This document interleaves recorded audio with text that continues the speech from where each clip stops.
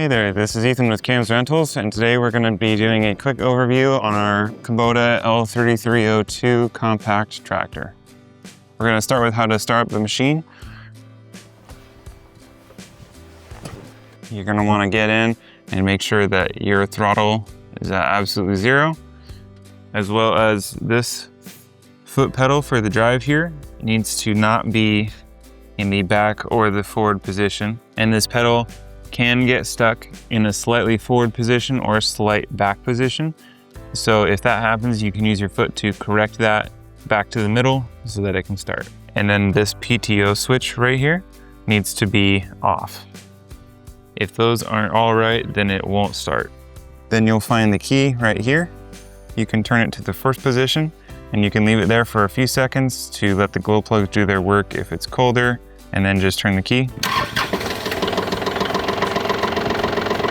When it comes to driving the tractor, we have the throttle over here, like I mentioned before, that'll somewhat control your speed.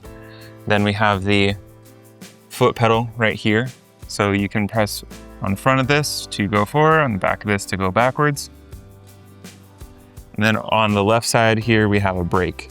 So you're going to be able to press this in to use as a momentary brake. And if you want to use it as a parking brake, you can press that in and pull this tab out and then let go of that, and that will keep the brake on.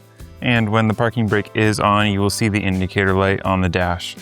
And then you simply press to release. Make sure that's released anytime you're driving, otherwise it's going to wear out the brake.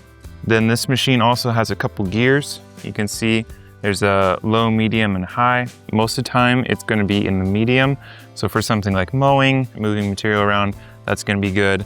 If you want to, you can switch that over to low gearing. If you're trying to do some rototilling, that might be better. And if you need neutral, it's right in between the gears there. So the tractor is always going to be in rear wheel drive unless you pull this lever here. As soon as you pull that, that's going to activate the 4-wheel drive.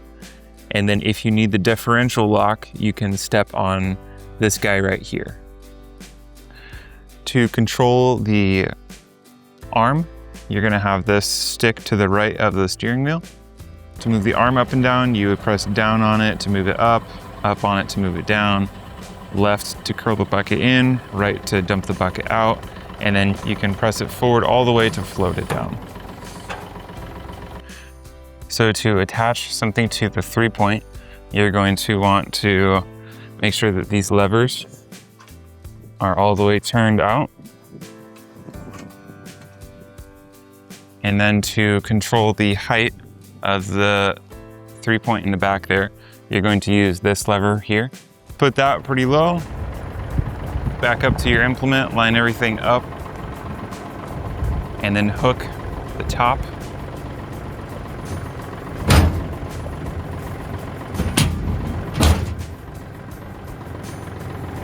And then once those are attached, you can flip the levers in.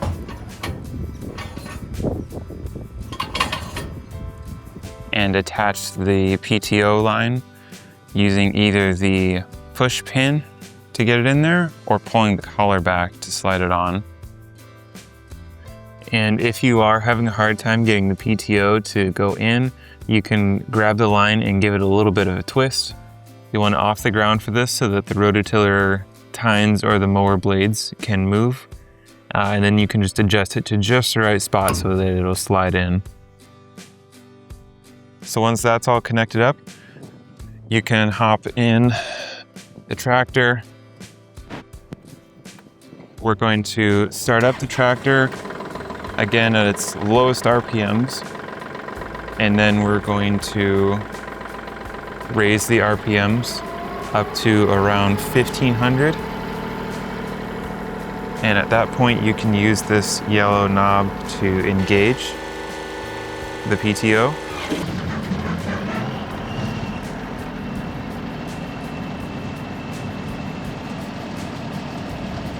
And then from there, you're going to want to turn it up to the PTO 540 yellow mark that you can see here.